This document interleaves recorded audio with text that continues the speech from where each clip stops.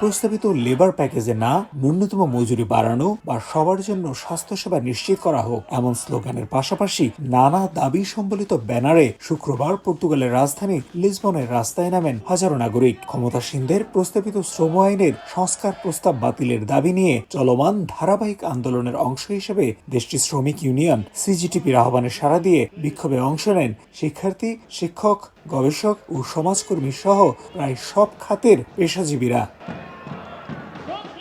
চিকিৎসক বা নার্স সহ স্বাস্থ্য খাতের কর্মীরাও বিক্ষোভে অংশ নেয়। চাপ বাড়ে হাসপাতালগুলোর জরুরি বিভাগে, বন্ধ ছিল শিক্ষা প্রতিষ্ঠান সহ অন্যান্য প্রতিষ্ঠানও। তীব্র ভোগান্তির পরও বিক্ষোভে সমর্থন দেন পর্তুগালের সাধারণ মানুষ।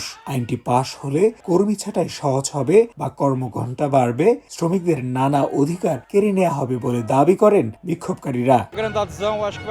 এই প্রস্তাবে এত পরিবর্তন আনা হয়েছে যার মধ্যে আমাদের জীবনমানের উন্নয়ন ঘটবে এমন একটি বিষয়ও নেই। এই শ্রম আইনে একজন পেশাজীবীর জীবন আরো কঠিন হবে। চাকরি ছাঁটাই সহজ তো বটেই, তাদের একরকম দাস হয়ে থাকতে হবে নিয়োগকর্তার। ব্যক্তি ও পারিবারিক জীবন মারাত্মক ক্ষতিগ্রস্ত হবে, যা কোনোভাবেই হতে দেওয়া যায় না।